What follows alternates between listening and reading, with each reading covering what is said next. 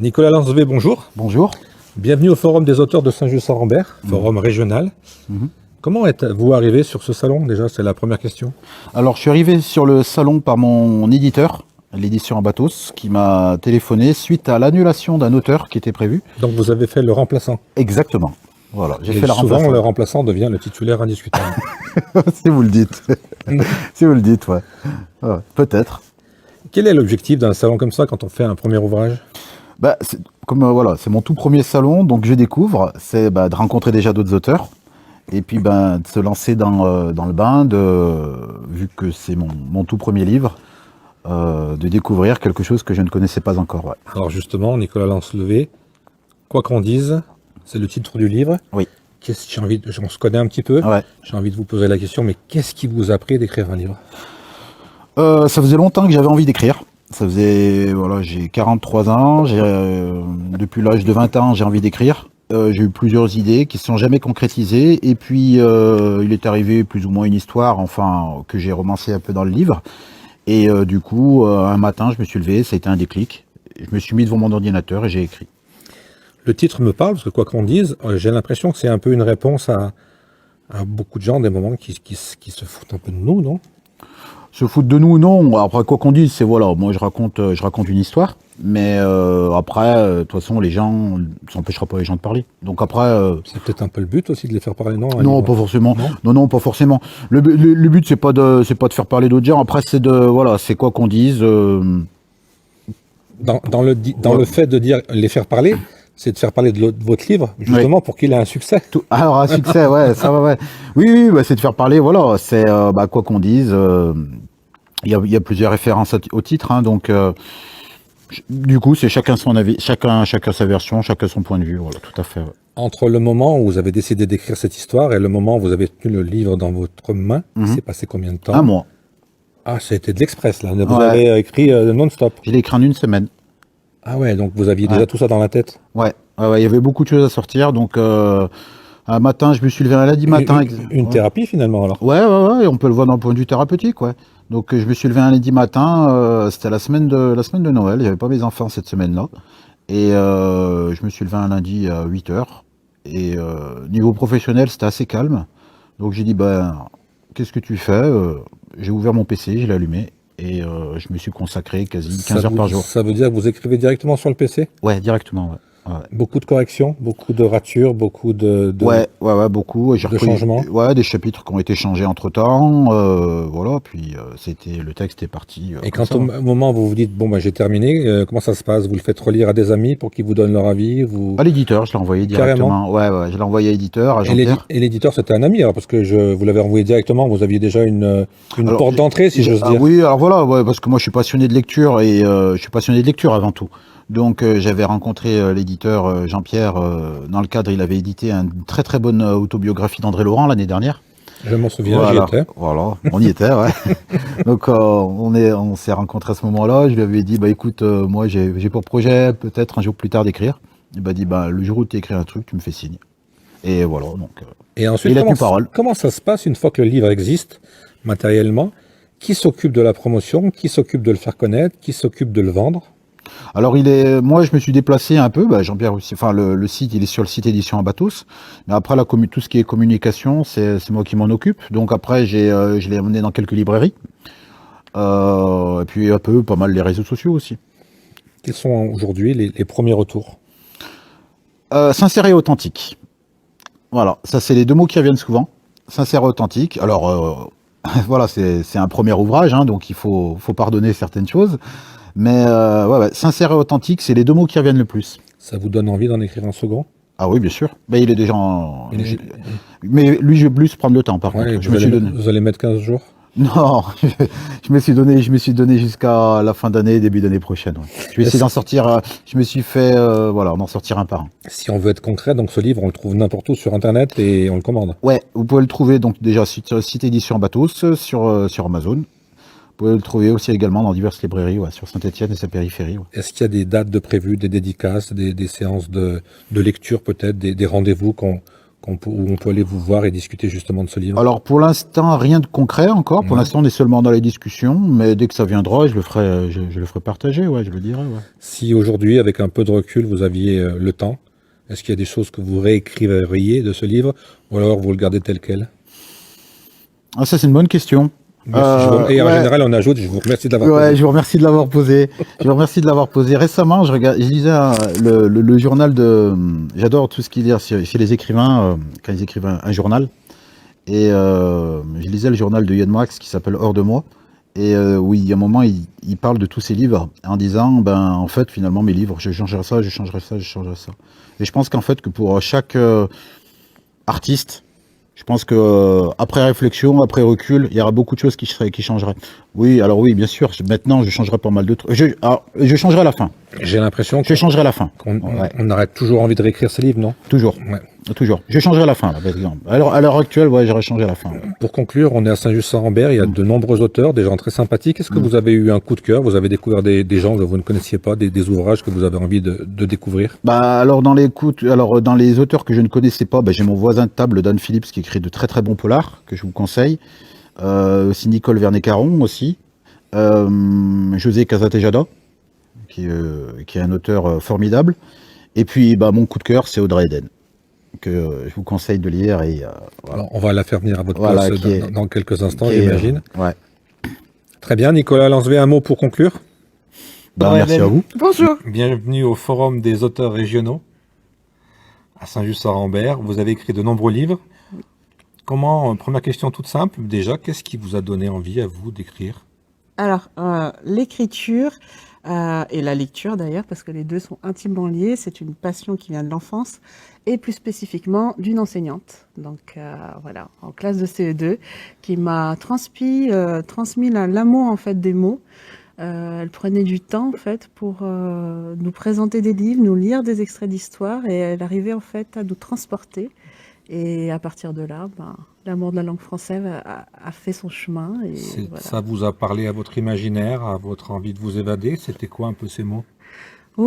Oui, c'est ça. L'imagination avant tout, et puis aussi les émotions qu'elle arrivait à transmettre en fait en lisant, en nous racontant des histoires pour enfants, que ce soit, je suis d'origine réunionnaise, donc ça pouvait être des contes réunionnais, voilà, des histoires beaucoup plus classiques pour enfants qu'on pouvait connaître, mais voilà, tout ça, ça a créé cette passion, et puis après, de fil en aiguille, les études littéraires font que l'amour de la langue française a pris aussi le pas, et voilà.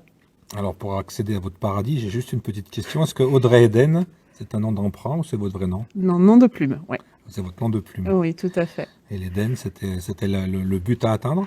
Non, c'est l'état dans lequel je suis lorsque j'écris. C'est mon paradis en fait, c'est mon moment à moi en fait. Quand vous avez une idée, vous avez tout de suite envie de la transcrire sur le papier? Comment ça se passe, votre façon de travailler? C'est assez vaste. Alors c'est vrai que je travaille beaucoup à l'ancienne avec un bon carnet, un bon calepin et le stylo. Bien évidemment, il y a l'ordinateur. J'ai un téléphone aussi que j'utilise énormément justement avec le stylet pour pouvoir écrire. Et puis ça m'arrive très très souvent de griffonner à droite, à gauche, dès lors que les idées fusent.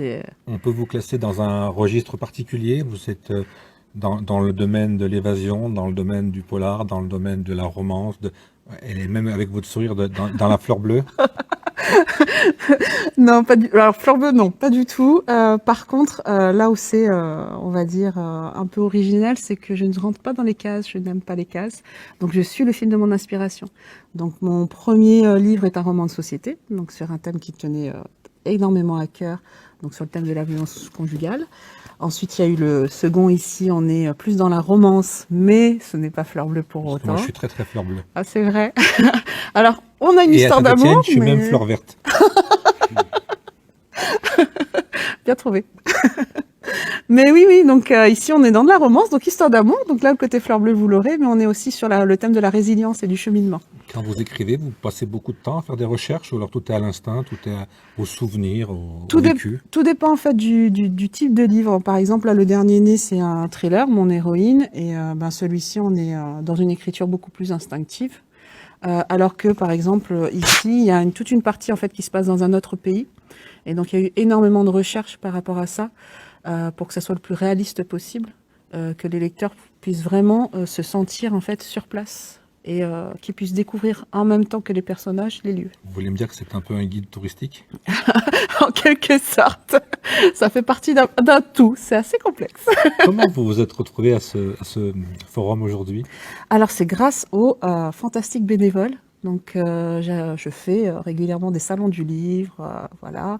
Et lors d'un des salons, j'ai rencontré une des bénévoles qui m'a parlé et qui m'a invité gracieusement à participer aujourd'hui. Et je le remercie beaucoup. Vous en faites beaucoup des salons, des dédicaces, des rendez-vous comme ça avec les lecteurs? Oui, oui. Alors j'ai mis du temps pour mettre le pied à l'étrier, je vous avoue, parce que j'avais un petit peu peur. Putain, vous n'avez pas une tête à avoir peur. Hein. C'est vrai, Ah bah oui, vous êtes la joie incarnée. c'est gentil. Non, mais c'est vrai. Mais si, je vous assure que si, je me sentais pas forcément légitime pour faire ce genre de... Et une amie, en fait, m'avait demandé à un marché de la création de participer, donc pour lui Vous faire n'aviez pas envie de faire des plaisir... sacs? Non. C'est de la création aussi, c'est une autre forme de création, mais c'est de la création. Mais en plus, j'adore, moi, faire des marchés des créateurs, parce qu'il y a des univers totalement différents, j'adore ça. Vous allez me dire, j'adore faire des sacs.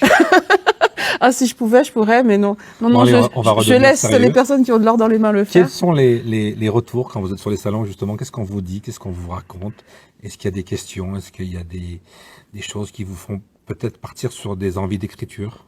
On me demande souvent d'où vient mon inspiration. Ça, c'est Et une d'où vient question votre qui est... inspiration?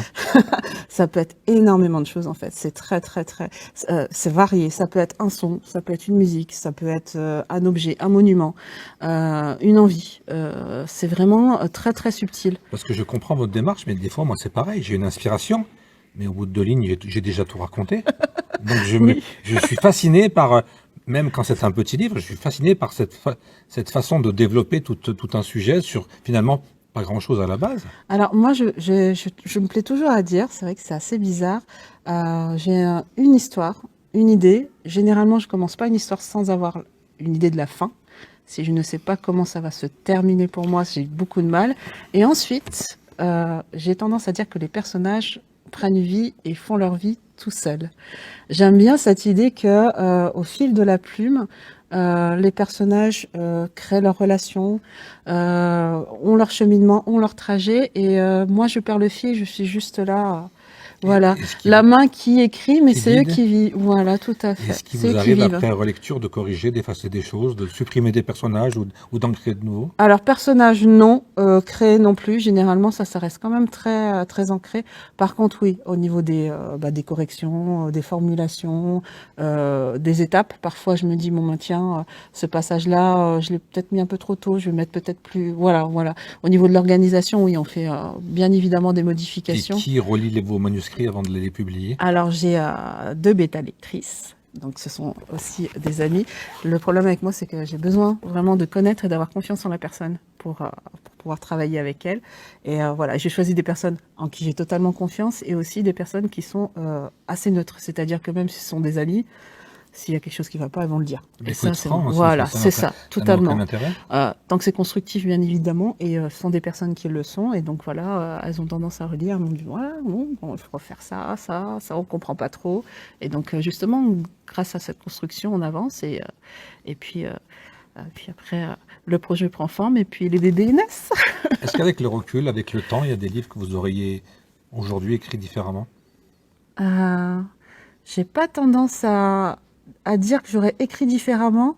Peut-être plus confiance dans les premiers et en avoir fait plus aussi. Ouais, oui, peut-être plus développer certaines choses, certaines descriptions, certaines choses. Pas transformer. Mais je pense que ça, ce sont les aléas des premiers livres. On a un peu peur, on se dit on va ennuyer, et peut-être que si on fait ça, non. Donc on a tendance à être un peu plus timide, à avoir moins confiance en soi. Et ensuite, avec le temps, c'est quelque chose qui vient facilement. Quand on écrit des livres avec des personnages, est-ce qu'on n'a pas aussi... Là, on a une très belle scène devant nous. Est-ce Mhm. qu'on n'a pas envie aussi d'écrire un peu des pièces pour faire vivre ces personnages sur une scène de théâtre ou Ils sont ailleurs? déjà dans leur salle de théâtre. Ouais. Ils sont déjà mis en scène, ils sont déjà... Donc, un livre, en fait, moi, comment vous dire, c'est mes romans, souvent, ce que les lecteurs me disent, sont très facilement transposables dans l'imaginaire. Ça veut dire qu'on les prend tels quels, on peut les jouer sur scène ou alors Oui. il faut un peu les adapter? Alors, il faudra quand même adaptation. Mais souvent, on me dit, on a l'impression en fait d'avoir un film qui défile devant nos yeux. Et ça vous a pas tenté de monter des pièces de théâtre, des choses comme ça? Oula, Non? C'est peut-être une étape qui est future. oui, peut-être plus tard, mais là, au niveau de la réalisation, ça demande un travail. Déjà, c'est un travail Non, mais je d'équipe. vois, vous êtes plein d'enthousiasme et de vie, donc voilà, je me projette sur le futur. Non, Peut-être plus tard, je vous taquine. mais non, la réalisation, c'est quand même un domaine assez particulier. Donc déjà, c'est un travail d'équipe et ça demande aussi beaucoup plus de talent et Non, mais ça doit être sympathique corps. de voir sur scène ces personnages évoluer dans la vraie vie, j'ai envie Ah, de je dire, pense que entre oui. guillemets. Ah, je vous dis pas que oui, avoir une adaptation, ça serait... oui, je serais curieuse de voir ce que ça donne. C'est pas quelque chose qui me déplairait. Avant de vous libérer et vous laisser aller signer des autographes et des dédicaces, est-ce qu'il y a des choses de prévues dans les semaines qui viennent dans la région ou ailleurs sur des dédicaces, des rendez-vous? Oui, séance de dédicace dans plusieurs librairies déjà. C'est vrai que je travaille À quel beaucoup endroit? avec plusieurs librairies. Donc là, normalement, Saint-Galmier, à la Belle Plume. C'est tout à côté là, hein. Voilà, tout à fait. Je vais aussi faire une dédicace à l'espace culturel Leclerc de Firminy. Ensuite, oula, la liste va être très très longue. Non, mais il y en a quelques-uns beaucoup, voilà. d'importants et puis assez proches de nous, quoi. Oui, voilà. Donc les prochains rendez-vous se situent là-dessus. Et puis après, au mois de mai, c'est vrai que là, j'enchaîne je serai aussi à Montbrison au marché africain. Parce que c'est J'ai cru quelque que vous chose. alliez me dire que vous alliez aller vendre de la fourme avec vos livres. Non, non. Mais on sera au marché africain parce que je fais partie d'un groupe d'auteurs. On s'appelle les Auteurs en Vadrouille. Et c'est vrai qu'on avait été invités l'année dernière. On a participé à ce marché des artisans de la création et C'est au aussi mois de mai? marché. Oui, tout à fait. Et on avait adoré. L'ambiance était fantastique et on nous a réinvités. Donc, c'est avec Et plaisir. vous allez au-delà de la région? Il y a déjà des demandes ou pas? Pour l'instant, non. C'est vrai que je me cantonne assez. C'est vrai que j'ai la vie de famille qui fait que je peux pas forcément aller encore plus loin. Et puis voilà, il faut aussi prendre confiance en soi. Et quand on Mais, écrit des livres, oui. il y a toujours des chiffres aussi, hein, je ne vais pas parler du point de vue économique, mais quand on écrit un livre comme ça, on en tire combien d'exemplaires pour démarrer? Moi, je travaille en fait avec une plateforme d'édition, ce qui fait qu'en fait, c'est de l'impression à la demande. Donc, c'est pas des tirages qui se font à l'avance. Vous n'avez pas un carton plein chez vous à vendre, quoi. Et vous avez des gens qui vous demandent et vous les faites imprimer.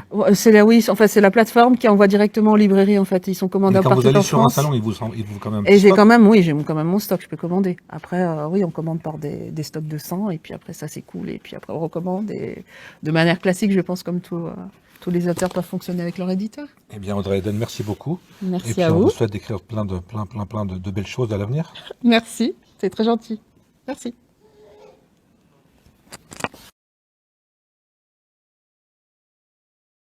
Karine Fiacchetti, bonjour. Bonjour. Bienvenue au Forum des auteurs de Saint-Just-Sorambert. Eh ben merci. Toute première question, comment êtes-vous arrivé sur ce forum? Eh bien, j'étais déjà invitée lors de la première session qu'il y a eu il y a 2 ans. Je suis revenue avec plaisir. Vous êtes, on peut dire, quelqu'un qui écrit pour les enfants ou c'est un terme qui ne va pas avec ce que vous faites? Si, ça va très bien. J'écris pour les enfants. J'ai écrit des romans, donc plutôt dans des sphères un peu fantastiques. J'aime bien la littérature de l'imaginaire. Et puis j'écris et dessine aussi des albums pour les petits. Donc là, j'ai des albums qui vont sortir chez Lito l'année prochaine. Et comme je suis enseignante à la base, j'écris aussi de la pédagogie avec un manuel qui est sorti chez Tom Pouce. Est-ce que c'est évident quand on est enseignante d'écrire? Ou alors c'est venu au fur et à mesure? C'est un peu un loisir ou une passion? Comment ça s'est passé le fait d'écrire? Le fait d'écrire, c'est déjà parce que j'adorais la littérature jeunesse. J'étais très fan des auteurs jeunesse. Je trouvais qu'ils faisaient un travail extraordinaire sur lequel je me suis beaucoup appuyée moi en tant que maîtresse d'école. Et puis j'ai fait grandir mes enfants au milieu des livres, forcément. Et puis de fil en aiguille, je pourrais pas vraiment expliquer comment, mais un jour je me suis mise à écrire aussi, naturellement que ça. Ça veut dire que vous adressez qu'à un public d'enfants?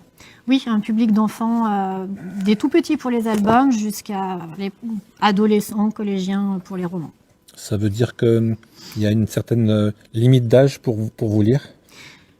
Pour vous découvrir, je ne sais pas pour comment... me découvrir, je sais pas. Je sais que moi, en tant que parent, j'ai adoré des livres jeunesse que j'ai pu partager avec mes enfants. Après, oui, le public, effectivement, les enfants.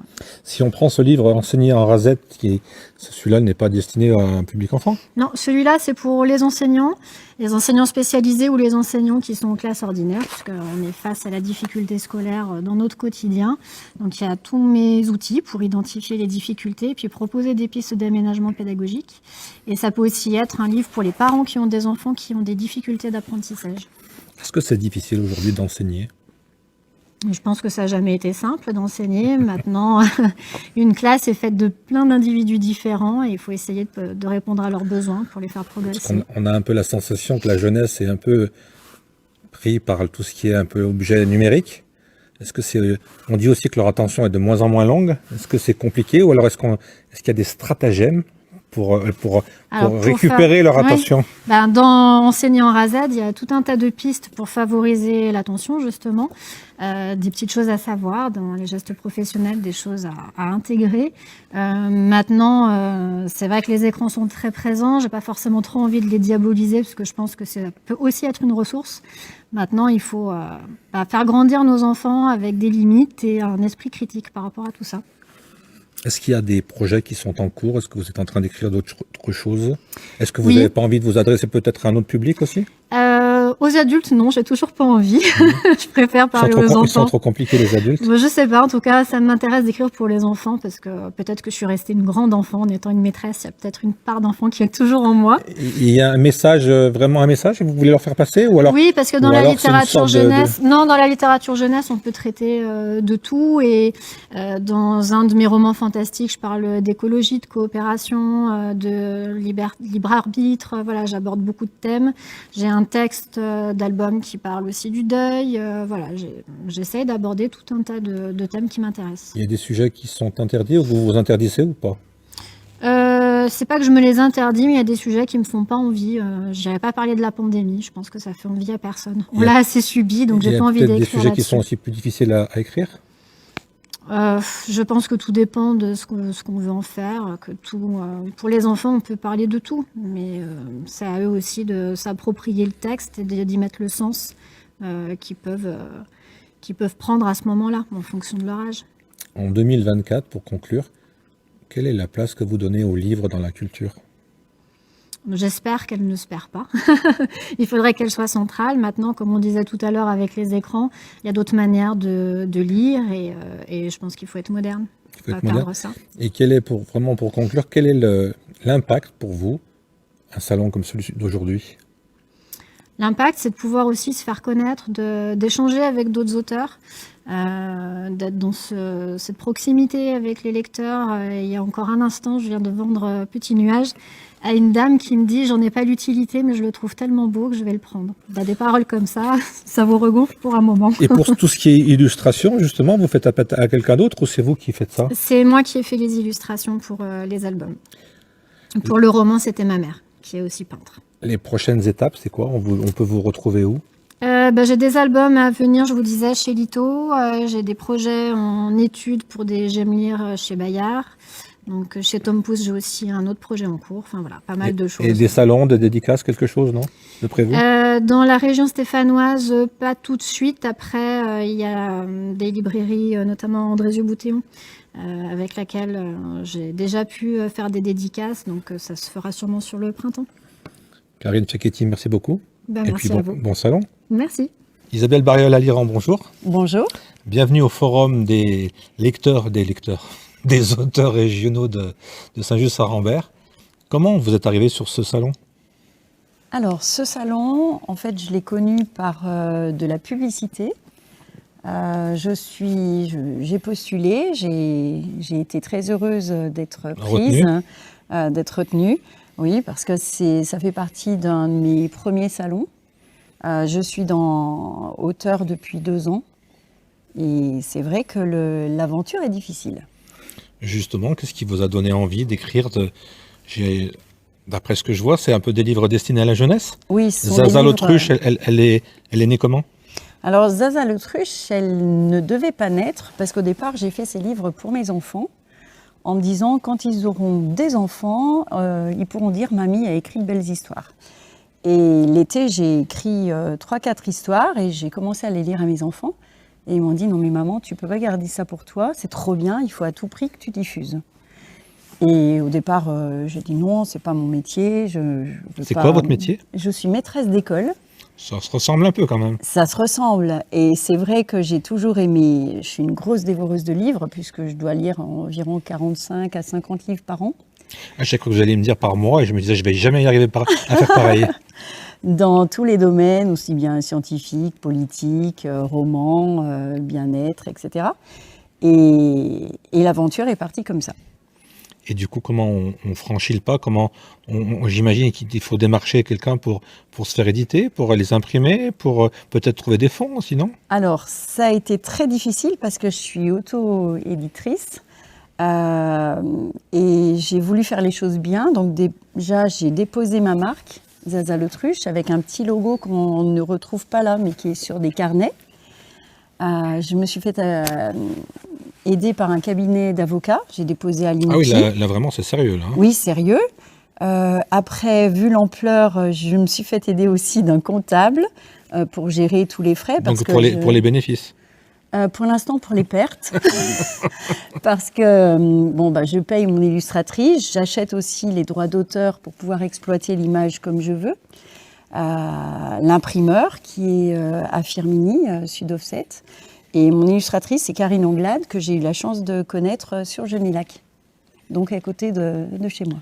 Et là aussi, on a déjà un travail d'auteur, mais aussi on a un travail finalement même de chef d'entreprise et également de commercial, parce qu'il fallait les vendre maintenant, ces livres. Il faut aussi faire de la communication. Mais finalement, vous allez toucher à tous les métiers.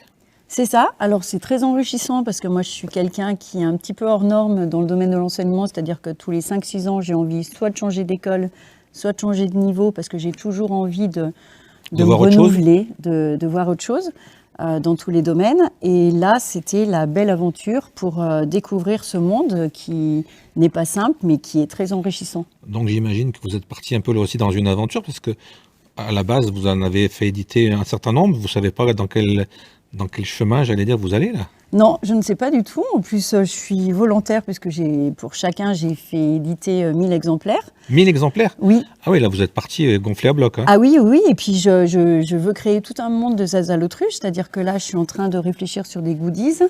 Pour l'instant, il y a un carnet de dessin, mais il va y avoir sans doute une gourde, des petits stylos estampillés avec le logo Zaza l'Autruche pour vraiment définir tout un monde. Il y a 6 livres déjà décrits derrière. Donc, c'est pas j'écris 2 livres et après je m'arrête pour dire c'était bien, c'était sympathique. Non, c'est vraiment pour une grande aventure. Ça veut dire là également que vous avez peut-être démarché tous les salons régionaux, tous les salons peut-être même de France et de Navarre, comme on disait avant, pour essayer de faire connaître ces ouvrages. C'est exactement ça. Je vais partir un petit peu de partout. Là, mon fils est sur Nice, donc je vais démarcher. Il y a un très beau salon début juin, je crois. Hein. Voilà, pour l'instant, je suis dans la recherche de tous les salons. Je participe énormément au salon, au marché de Noël. Je vais dans des librairies. Je fais des choses inédites dans des boulangeries où j'ai eu beaucoup de succès. Je suis partante. Et du coup, on a un peu zappé Zaza l'Autruche, zappé Zaza, finalement, c'est pas facile à prononcer. Vous parlez de quoi finalement dans Zaza l'Autruche? Zaza l'Autruche, c'est une petite autruche qui a des soucis d'enfants de tous les jours. Donc là, c'était la problématique de Zaza l'Autruche qui ne veut pas de petite sœur. Alors, c'est un peu autobiographique, puisque moi, à 6 ans et demi, j'ai eu une petite sœur. Et quand elle est arrivée, j'étais persuadée de rester fille unique, donc c'était pas super chouette. Après, Zaza l'Autruche veut voler, c'est pour dire qu'on ne doit pas s'arrêter aux difficultés. Il faut à tout prix aller de l'avant. Cette autruche, elle sait très bien que toutes les autruches ne volent pas. Donc, heureusement, elle a des amis qui vont lui permettre de passer au-delà et de réaliser ses rêves. Donc, j'ai envie de donner aux enfants comme témoignage, croyez en vos rêves, même s'il y a plein de portes qui se ferment, frappez à la 11e, la 12e, la 13e et continuez parce qu'un jour ou l'autre, ça va marcher. Est-ce que vous pensez que cette Zaza l'Autruche, elle aurait pu être différente si vous l'aviez écrit il y a 10 ans, il y a 20 ans, comme les époques changent? Les enfants réagissent pas de la même façon? Je pense que je l'aurais écrite différemment parce que Moi, je suis une hyperactive et il y a quelque temps, j'ai eu des soucis de santé où j'ai pris une énorme claque à ne plus pouvoir marcher. Et je pense que ça m'a fait voir la vie différemment. Et Zaza l'autruche, c'est ça, c'est cette gagnante sur la vie. Et Zaza l'autruche, on peut la retrouver, puisqu'on est dans une époque numérique, est-ce qu'on peut la retrouver sur Internet, sur des livres numériques, sur des supports numériques? Alors pour l'instant, on la retrouve sur Instagram et sur Facebook. Après, Zaza l'autruche a envie de faire un site interactif pour qu'on puisse la retrouver plus facilement. Donc j'ai l'impression que dans les années qui viennent, on va avoir Zaza l'autruche un peu de partout. J'espère bien que Zaza l'autruche envahisse le monde. Bon salon, Isabelle, j'ai pas envie de vous appeler Zaza, mais finalement Zaza et Isabelle, il n'y a pas un point commun? Si, mes parents m'appellent Zaza et ma meilleure amie, mes amis vraiment très proches, pour eux, je suis Zaza, je suis pas Isa. J'aurais pu faire plein de jeux de mots, mais je vais m'abstenir. Je vous souhaite un bon salon. Et Merci beaucoup. J'espère qu'on verra décoller cette Zaza dans la région et puis peut-être même au-delà. Je vous remercie pour votre accueil, en tout cas, c'est Merci magnifique. beaucoup. Merci. Bonjour Nicole Tardy, Bonjour, bienvenue à Saint-Just-Saint-Ambert, au Forum des auteurs régionaux. voilà. Très heureux de vous accueillir dans cette belle salle de la Passerelle. Vous êtes venu, comment vous êtes venu, comment on vous a trouvé Disons, c'est la bibliothèque qui m'a appelée parce que il paraît que mes livres, ils sortent très fréquemment à la bibliothèque, ils sont très appréciés. Donc, on m'a contacté et on m'a demandé de venir. C'est un bon indicateur si le public est là, si vous Ben, empruntez le oui, livre. oui, j'étais très surprise parce que je suis surtout diffusée sur la Haute-Loire, vu que j'habite vers le Mézin, alors ça fait un peu loin d'ici. Et j'ai été très surprise que je sois si bien connue, voilà, dans la plaine du Forêt. Bon, après, quand vous êtes auteur, si les livres sont beaucoup empruntés, il faut qu'ils se vendent quand même à côté. Oui, Ah, c'est mieux. C'est hein. mieux, c'est mieux, c'est plus rassurant. Vous êtes de quel côté en Haute-Loire? Alors, à côté des éstables. Et je lisais un peu à la quatrième de couverture, vous faites un métier particulier, en plus d'auteur. Mais oui, il faut savoir que les auteurs, souvent, ils gagnent pas vraiment leur vie avec leurs plumes. Donc, à côté, il faut avoir un autre métier. Et moi, je suis chevrière. Quand on est chevrière, ça veut dire qu'on est dans la nature ou on est dans... on a le temps de regarder les chèvres Ah oui, et le temps d'écrire alors, le temps d'écrire, en levant la tête, en baissant la tête. la particularité des chèvres, c'est qu'on les arrête pendant 2 mois. On arrête la lactation. De ce fait, pendant 2 mois, j'ai pleinement le temps d'écrire.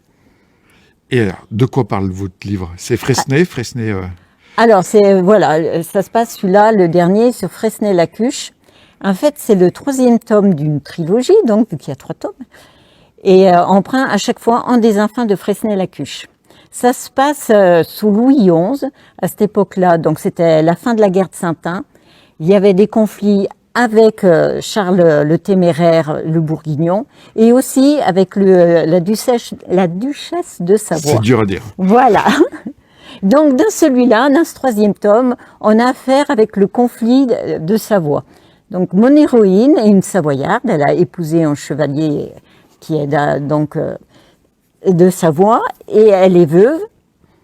Et il y a certaines personnes qui apprécient pas, qui ne l'aiment pas. Donc, on va lui monter en complot et on va la faire passer pour une traître.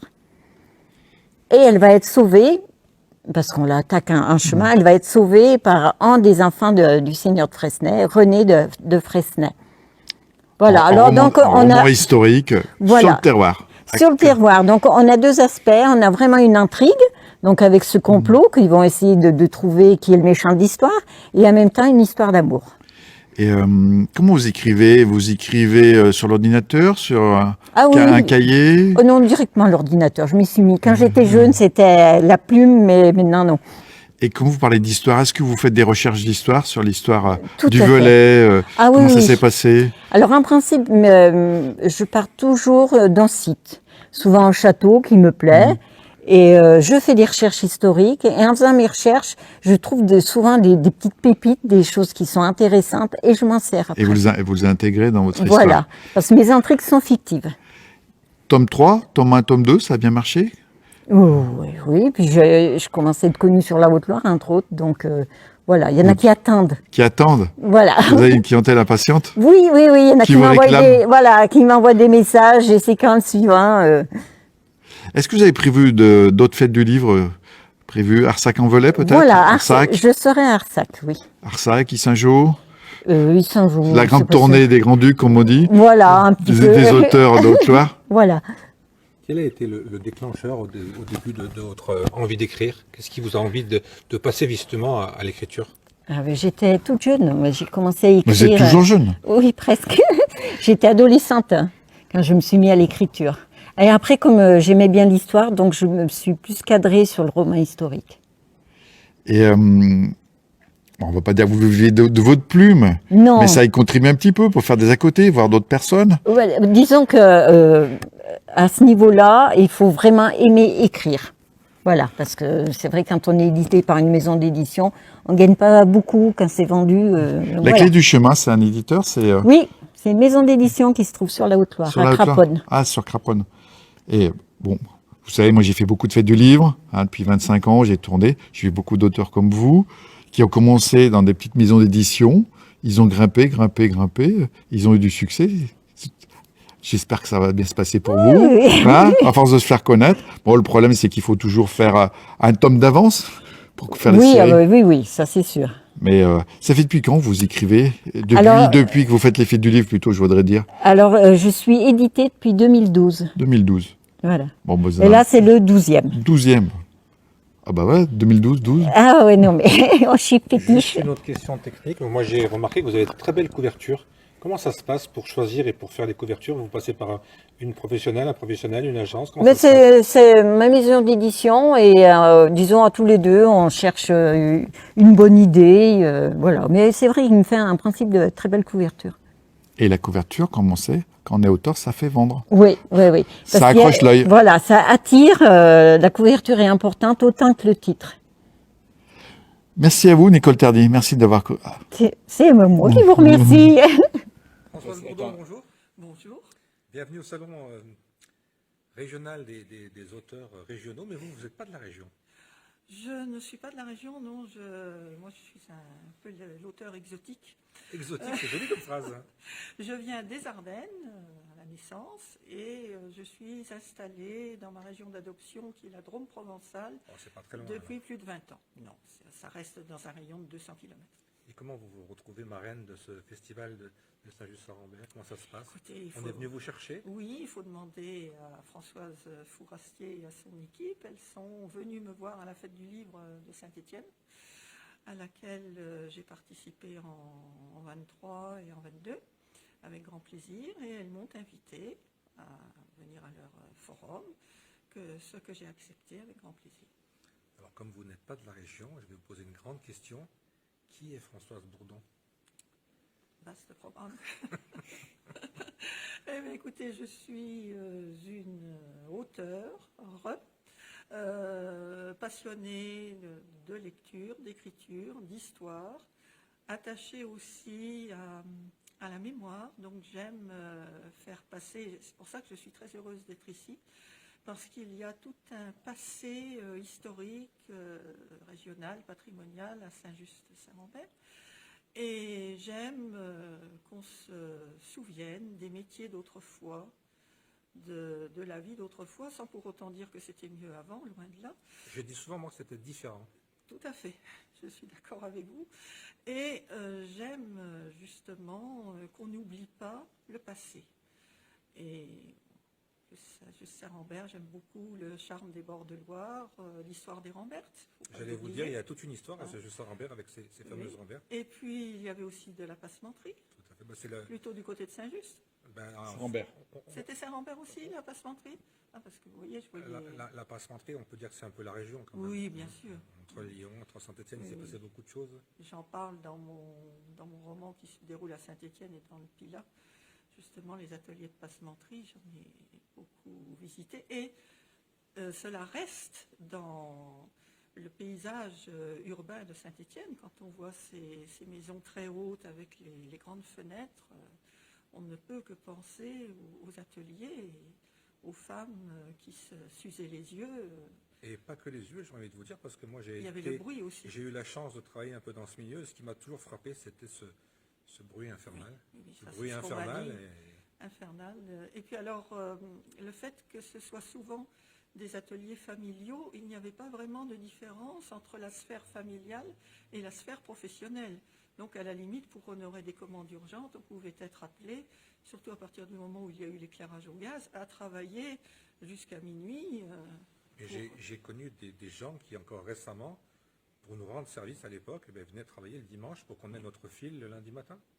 Ça ne m'étonne pas. Et puis j'ai envie de vous dire, c'est presque même un peu dans l'esprit stéphanois. Oui, Ce côté, on rend service, On on rend- est bienveillant, on est, voilà, serviable. oui, et ça se retrouve dans l'atmosphère. Je discutais avec mes voisines là, de table au cours de ce forum, et il y a une atmosphère chaleureuse, conviviale. Moi, c'est ce que j'aime beaucoup dans tout le bassin stéphanois. On se sent tout de suite bien. Et donc, justement, comme on a fait un peu le tour, qu'est-ce qui vous a décidé un jour d'écrire? À la limite, ça n'a pas été une décision dans la C'était une mesure où suite ça logique. s'est imposé à moi. Ça s'est imposé, j'ai toujours écrit. Dès que j'ai su lire et écrire, j'ai commencé sur des cahiers à écrire de petites histoires, comme je disais, et je répétais que je voulais devenir écrivain. Et des romans qui s'inspirent de la réalité historique Oui. un peu, alors. Ah oui, tout à fait. Moi, il me faut les pieds bien ancrés dans la terre. Il me faut des bases historiques. Et j'aime beaucoup, pardon. Non, mais je m'excuse d'ailleurs de vous avoir coupé. Entre le moment où vous décidez d'écrire et le moment où on a ce fameux livre, cet objet dans les mains, il se passe combien de temps généralement dans votre travail? Alors, en règle générale, il faut déjà que j'ai une idée. Ça, c'est Une souvent envie. difficile. C'est souvent difficile, l'idée, non? Non, ça j'en ai plein là. Bon, alors ça, vous avez une réserve. Oui, l'envie d'écrire sur tel ou tel thème. Ensuite, il faut que j'en discute avec mon éditrice pour que je la convainque. Qui valide? Oui. Et là, il faut écrire un synopsis. Alors ça, c'est toujours un exercice que je trouve... C'est un peu comme dans le cinéma. Oui, un peu. Mais le synopsis, là, pour les livres, il faut résumer L'idée? 4 à 5 pages, l'idée, les personnages, les dates, une histoire qui n'existe pas encore. C'est Vous vendre avez le ce- projet, quoi. Voilà, tout à fait. Et ensuite, à partir du moment où c'est accepté, c'est validé, je sens que je vais vous faire sourire, je compte 9 mois. Il doit y avoir quelque chose qui doit ressembler à cette genèse. Et là, vous partez dans les recherches, ou alors, Dans les recherches, ou alors vous vous c'est- autorisez aussi des moments à être un peu en dehors des clous, c'est-à-dire être un peu dans l'imagination, être un peu... Ah oui, il faut les deux. Il faut les deux. Oui, les deux. Les recherches, qui sont là encore la base, mais aussi l'entière liberté pour mes personnages. Ce qui vous inspire, c'est un lieu plutôt, ou un personnage, ou Un lieu, une histoire, je une sais pas. époque, Une époque, c'est les une époques qui anecdote. vous... Oui, j'aime bien. Alors c'est vrai que j'aime beaucoup l'époque charnière 19e, 20e, parce qu'il s'est passé tellement de choses. Mais depuis quelques romans, je m'intéresse aussi à écrire des romans contemporains. Quand vous parlez de cette époque qui vous attire vraiment, est-ce que vous vous dites parfois j'aurais voulu vivre à cette époque-là? Non, Pas du tout. ah, pas du tout. Pas du tout. Vous êtes juste une observatrice alors, de Oui, cette époque. oui, pas du tout dans la mesure où je suis quand même attachée au confort. Je crois vais qu'on être honnête. on l'est tous. Hein. Et puis aussi la condition de la femme. Bon, ça c'est un de un autre mes sujet. dada. Présenter souvent des femmes de caractère qui ne se laissent pas abattre. Et quand on remarque quand même que la femme était encore une éternelle mineure, ne serait-ce qu'à la fin du 19e siècle, bon, non, là ça ne me tente pas vraiment. J'ai participé au tournage il y a 2-3 ans d'un film qui s'appelle Mélancolie ouvrière, Oui. qui est l'histoire de la première ouvrière de textile syndicaliste. Comment s'appelait-elle? J'ai mangé son Non. nom, il faudrait que je fasse des recherches. Oui, C'était joué par Virginie Ledoyen et c'est un film de Gérard Mordia qui a été diffusé sur Arte. Ah, je cherche. Et quand on regarde ça, c'est vrai qu'on a du mal aujourd'hui avec le confort justement qu'on vit et qu'on est toujours en train de se plaindre d'un petit Voilà. bobo. On a du mal à imaginer que ces gens ont vécu vraiment ça et on est presque à la limite de presque de voir une œuvre de fiction alors que c'est Oui. de la réalité. Tout à fait. Et c'est vrai, c'est pour ça que je vous ai tout de suite répondu, oh non, non, je n'aurais pas aimé parce que... Parce qu'on on a toujours l'impression qu'ailleurs ou par le passé, c'était mieux. Et comme je vous dis encore une fois, pour moi, hein, c'était différent. Mais ne serait-ce que d'avoir l'eau Au à robinet l'évier, au robinet. Ah ben, ma grand-mère m'a raconté souvent qu'ils allaient chercher l'eau à la fontaine. Chercher l'eau, oui. Et mon oncle, qui a 82 ans aujourd'hui, je rentre dans ma bouffe personnelle, il est toujours en train de râler après sa mère, qui en a 103 et qui est encore vivante aujourd'hui, parce que quand il était petit, il allait chercher le pain à 7 km. Donc vous imaginez, il faisait 7 km pour aller chercher le pain et il revenait. 14 km pour aller chercher un bout de pain. Et aujourd'hui, quand vous dites à Ça un l'avait jeune marqué. de faire quelque chose ah oui, ça l'a marqué puisqu'il en parle toujours.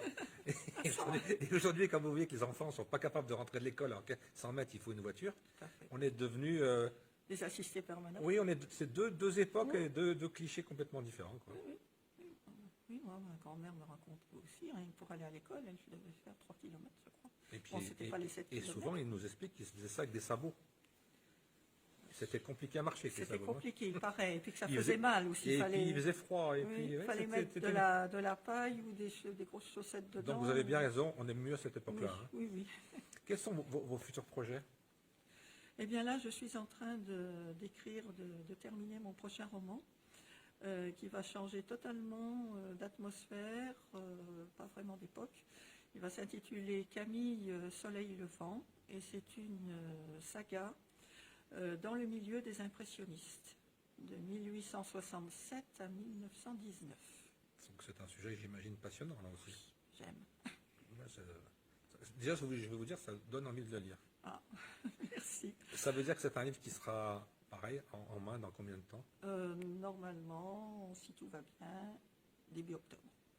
Ah bah, c'est assez proche, finalement. Oui, c'est assez proche. C'est pour ça, justement, il faut que je mette les bouchées doubles. Il faut travailler. Quels sont les prochains rendez-vous? Est-ce qu'il y a des dédicaces, des séances de lecture, des choses comme ça dans les semaines qui viennent? Des salons? Oui, je dois venir, je suis invitée au salon Livre Évasion d'Arsac-en-Velay. Je crois que c'est les 6 et 7 avril. Le Volet, nos voisins de Haute-Loire. Oui, voilà. Sinon, mes autres salons au mois de mai, c'est dans la Drôme et dans les Alpes de Haute-Provence. Le 8 mai, je suis à Nyons. Voilà, après, je ne sais plus. Il vous arrive de retourner dans votre ville d'origine, j'ai envie de vous dire, dans les Ardennes? Non, j'aimerais beaucoup, mais je n'ai pas pu y retourner depuis 15 ans, tout simplement parce que nous sommes installés à Nyons, parce que j'ai de gros problèmes respiratoires. Et je supporte de plus en plus difficilement les régions extrêmement humides. Même pour un court séjour? Il faut que j'y aille en été, vraiment. En été, ok. C'est prévu, mais Du 14 au 15 août, alors. voilà, c'est ça. Françoise Bourdon, est-ce qu'on a fait le tour? Est-ce qu'on peut rajouter quelque chose? Ah ben, j'étais ravie, vraiment, d'être à ce forum des auteurs régionaux, très bien organisé, très sympathique, avec des auteurs, des bénévoles et des lecteurs enthousiastes, passionnés, et qui m'ont fait beaucoup de bien. On a eu des beaux échanges, des belles Je vous rencontres. souhaite une belle journée, une belle fin de journée, et puis de nombreux livres à venir. Merci. Et puis, j'ai envie de vous dire également, de nombreux lecteurs. Oui. Merci beaucoup, Françoise Bourdon. Merci à vous.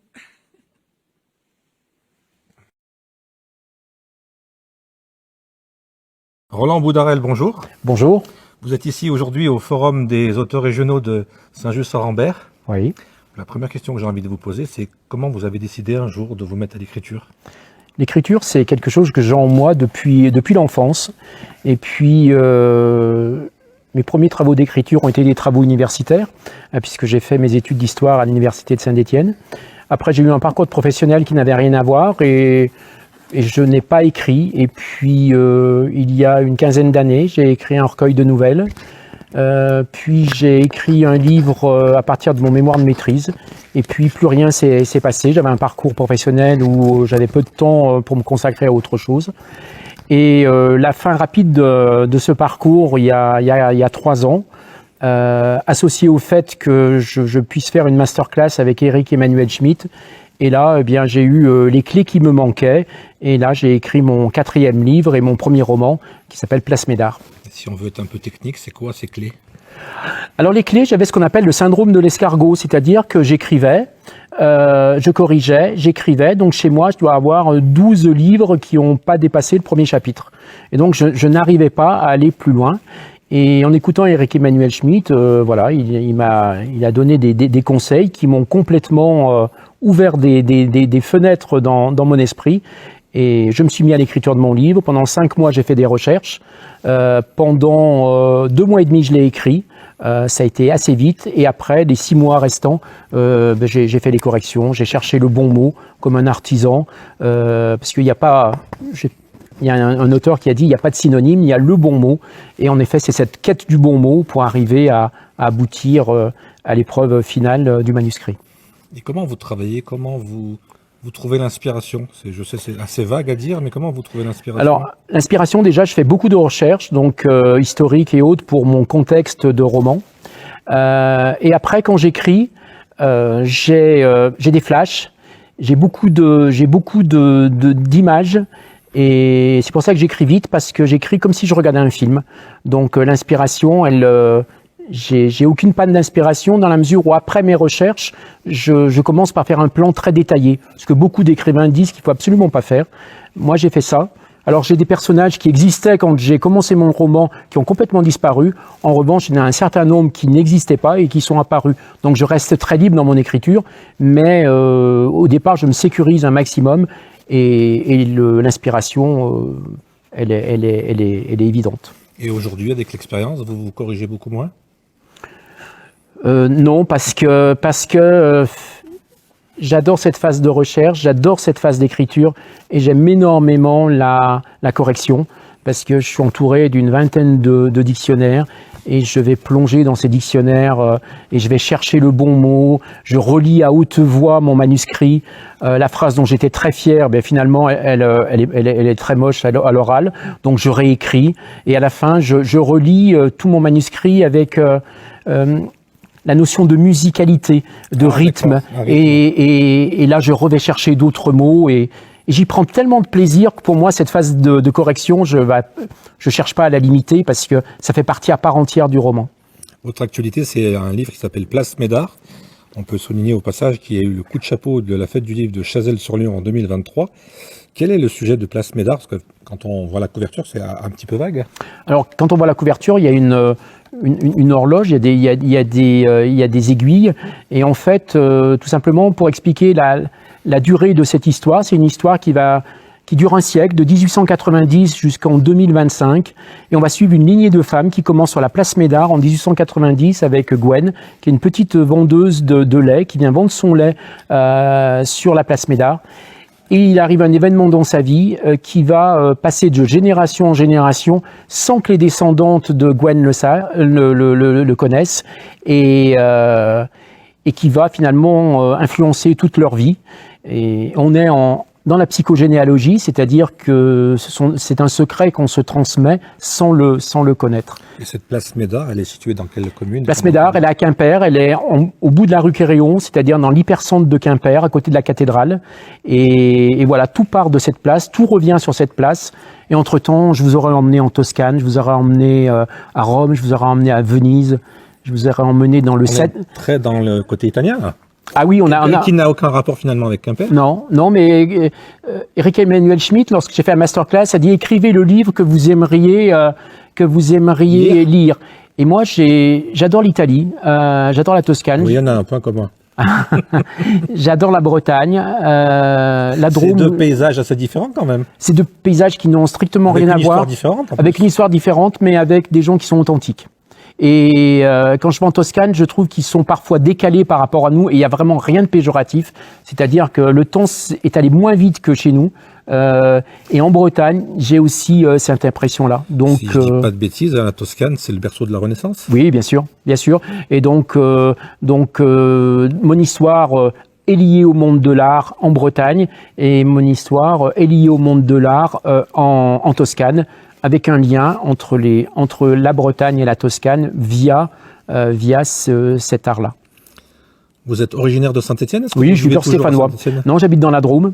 J'habite dans la Drôme. Donc aucun rapport avec la Toscane et la Bretagne? Non. Vous êtes un grand voyageur finalement? On le retrouve dans les livres. Hein. Je suis un grand voyageur de cœur. C'est-à-dire que la Bretagne, j'ai l'impression d'y revenir après y avoir vécu dans une autre vie. Et la Toscane, notamment Cortone, qui est au cœur de ce livre, est un petit village de Toscane. Et là aussi, j'ai l'impression de revenir quelque part où j'aurais vécu. Entre le moment où vous avez l'idée d'écrire Place Médard et le moment où vous avez concrètement le livre dans les mains, il se passe combien de temps? Eh bien, il se passe 14 mois, 14 mois? Oui. Donc c'est un peu plus qu'un accouchement. un peu plus, oui. Sachant que l'histoire, je l'avais depuis 15 ans en tête, et que donc c'est plus qu'un accouchement. Ce livre, on peut le retrouver où? Ce livre, vous le retrouvez partout, vous le retrouvez dans les librairies, il faut le commander, vous le retrouvez sur les sites internet, voilà, c'est édité par une filiale du groupe Hachette. Donc voilà, il est distribué partout, mais il ne sera pas présent physiquement, souvent dans les librairies, mais vous le commandez, vous l'avez 4 jours après. Il suffit de le commander. Oui, oui, il n'y a pas de problème. Dernière petite question subsidiaire, quand on fait des salons, aujourd'hui vous êtes au forum donc, de Saint-Just-en-Rambert, déjà comment vous êtes arrivé sur ce salon, sur ce forum? C'est vous qui faites la demande ou on vient vous chercher? J'ai toujours un peu la question que je me pose. Ben, comme j'avais eu le prix à Chazelles, j'ai un ami qui était à Chazelles et qui est ici aussi, qui avait été contacté lui, et il m'en a parlé, j'ai pris contact avec les organisateurs, et puis voilà, ça s'est fait comme ça. Et pour un auteur comme vous, c'est quoi un peu le but d'une journée? C'est de rencontrer un peu ses lecteurs, c'est de sentir l'atmosphère, c'est de vendre des livres, parce que j'imagine que les gens sont aussi là pour vendre des livres. Hein. Oui, c'est de rencontrer des gens, c'est de rencontrer des lecteurs. Moi, chaque dédicace, je me dis, parmi tous ces gens, il y aura peut-être la personne qui, à un moment donné, va permettre à ce livre d'avoir le développement, d'avoir l'aura qu'il n'a pas encore, puisque voilà, c'est tout à l'énergie. Mais les retours que j'ai sur ce livre sont tellement positifs sur les réseaux sociaux, sur les gens qui m'écrivent, voilà, que j'espère qu'un jour ou l'autre, il va véritablement être décollé, oui. Et aujourd'hui, j'en suis très content, mais j'attends beaucoup plus. Quand on écrit un livre comme celui-ci, on a un objectif de vente? Non, parce que là, on est sur une maison d'édition, c'est une édition à la demande, donc il n'y a pas d'impression avant. Ils impriment au fur et à mesure, donc il n'y a pas de pression particulière. Des rééditions? Même pas, parce qu'ils impriment à la demande. Il y a un minimum, j'imagine. Non, vous imprimez à la demande. 1, 2, 3, il n'y a pas de souci. Oui, vous imprimez, ils impriment à la demande. Demain, vous allez dans une librairie, vous en commandez 10. Aujourd'hui, ils n'existent pas. Après-demain, ils seront dans votre boîte aux lettres et ils auront été imprimés lundi. Les prochains rendez-vous, les prochaines dates, on vous retrouve où dans les semaines qui viennent? Alors, je suis la semaine prochaine à Quimper, à la médiathèque de Quimper, où je suis à l'auditorium de la médiathèque et où on fera l'après-midi une rencontre, un débat avec les gens qui l'ont déjà lu, une séance de dédicace. Très bien, écoutez, j'ai envie de vous dire bonne écriture. Merci. Et puis de nombreuses ventes. Et puis on rappelle qu'on peut le commander n'importe où, Place Médard de Roland Boudarel. Merci.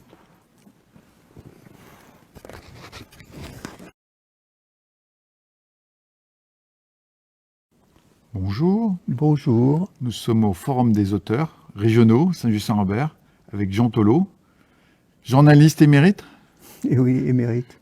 En retraite, mais toujours actif, avec un nouvel ouvrage. Le premier. Le premier. Enfin, ça a mis du temps alors, pour accoucher d'un livre. Oui. Vous qui avez fait carrière dans l'écriture. Oui, c'est le premier, c'est un péché de jeunesse, mais c'est le livre qui ramasse toute une vie. Parce que ce sont des choses que j'écris depuis l'âge de 20 ans et qui m'ont aidé à tenir le coup parfois, à résister, à dépasser des petits drames, les drames de la vie. Et c'est pour ça que j'ai eu envie de le publier, parce que j'en ai ressenti l'effet, le bienfait, et j'ai envie de le partager. Voilà. Des poèmes, mais pas que des poèmes, du texte. Vous racontez un peu votre vie, les événements. Oui. Saint-Galmier. Saint-Galmier aussi. C'est un livre qui n'a pas de genre, qui n'est pas... c'est pas un roman, mais on peut le lire comme tel, certains passages. C'est pas une autobiographie, mais c'est comme ma vie.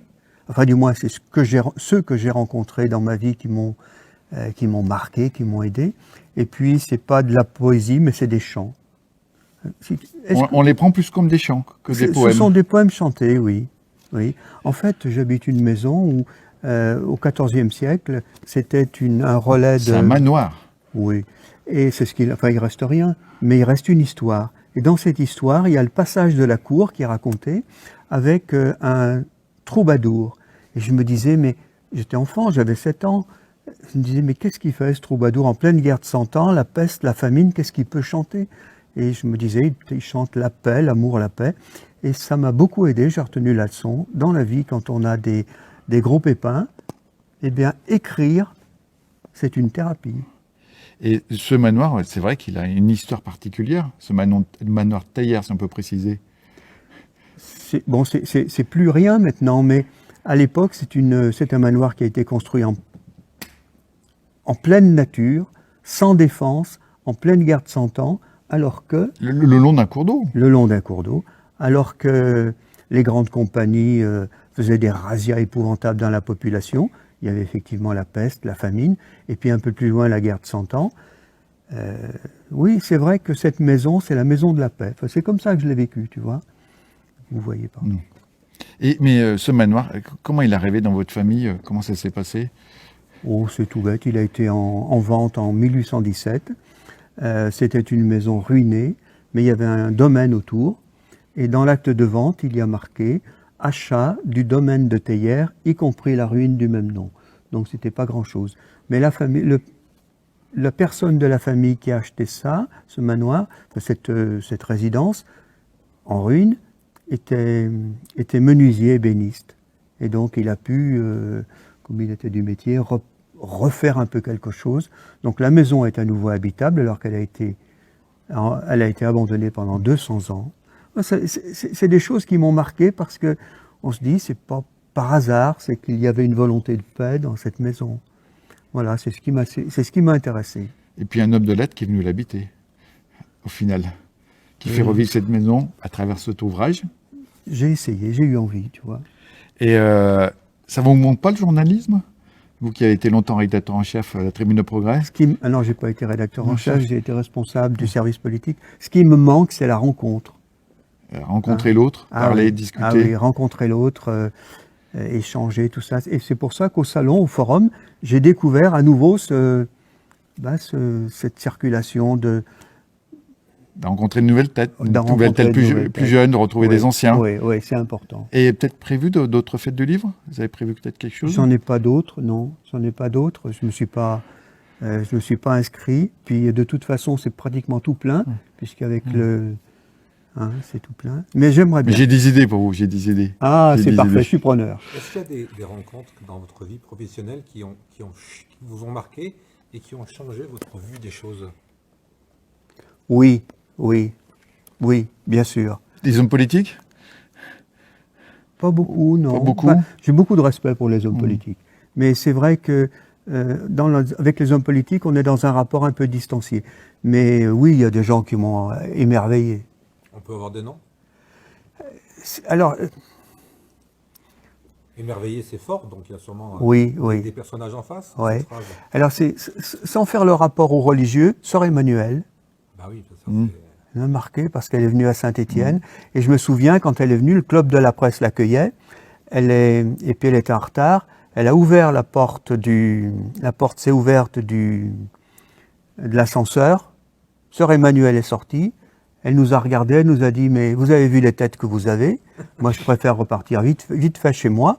Là-bas, ils ont rien, mais ils ont un de ces sourires. » Et cette femme, elle m'a marqué parce que elle était... Ça veut dire qu'il faut garder le sourire en toutes circonstances? Mais je crois, oui. Je crois que c'est important. Le reste est un peu secondaire, non? On a un ami commun, Pat Françon. Ah oui. Qui continue, même à la retraite, à faire des chroniques, à écrire. Alors j'ai beaucoup d'amitié et de respect pour Pat Françon parce que effectivement, il continue d'arracher l'info parce que c'est pas facile. Et surtout qu'aujourd'hui il y a des pressions, il faut le dire aussi. Il y a des pressions. Et puis, si tu veux, il est pas, comment dire, soutenu. Il n'a pas de base, il n'a pas d'environnement porteur, de surface porteuse. Il est là tout seul et il sort des infos. Il est à l'écoute. Moi, j'ai beaucoup de respect pour ce comportement-là, c'est noble. Et il nous a toujours aidés, un petit jeune dans le journalisme, hein, il est toujours là pour nous. Oui. On nous donnait des conseils. Et on pense bien à lui.